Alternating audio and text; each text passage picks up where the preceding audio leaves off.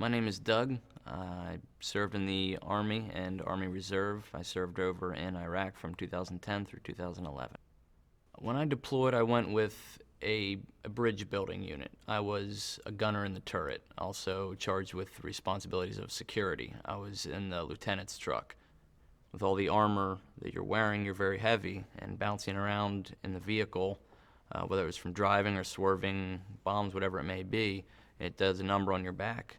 When I returned and my back was in a lot of pain, I was working jobs like I worked as a prison guard. That's a lot of moving around, a lot of walking around, and it was painful on my back. And I was going to the VA doing physical therapy 2 to 3 times a week.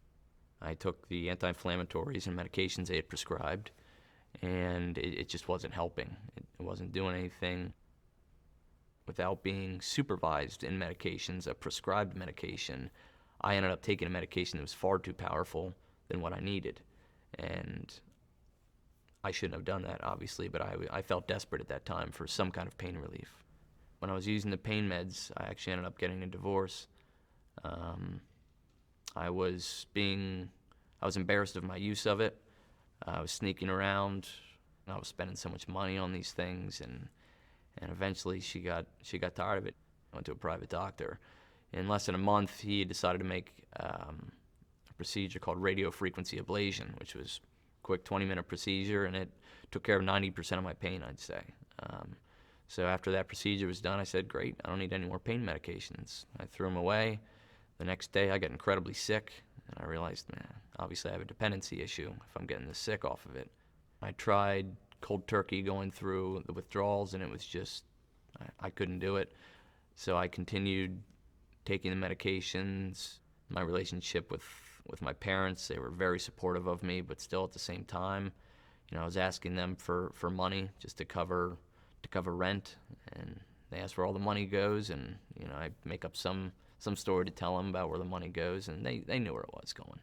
I called up my old roommate from Iraq, and I talked to him because I knew we had a very close bond, because you get that bond when you're overseas with somebody. He came and visited, and he said, Doug, you have a problem. You realize that?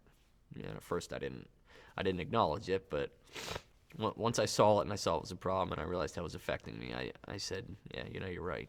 When it was hurting just me, I could handle that. I could suffer through it. I could push through it. But when it was hurting other people that didn't deserve to be hurt, that's when I said, you know what, I got to do something.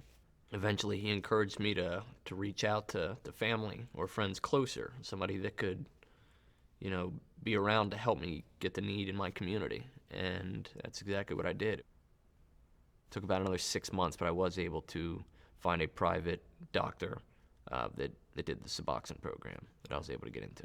The Suboxone program is wonderful. I mean, there's no doubt that it saved my life.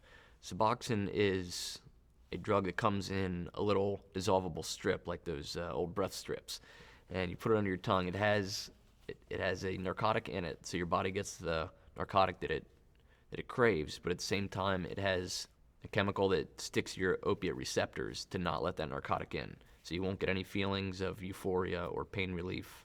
The counseling I get from the VA, the family support is just phenomenal. I have it. It's one of those things I was just very lucky to have from my parents, my brothers, and my fiance. They know everything I've done, everything I've been through, which is hard to admit to, but once you do, it's a big weight off your shoulders. Life is just moving up and up for me now, which to places that I never thought it would be. 3 years ago, 2 years ago even, I never thought I'd be where I am now.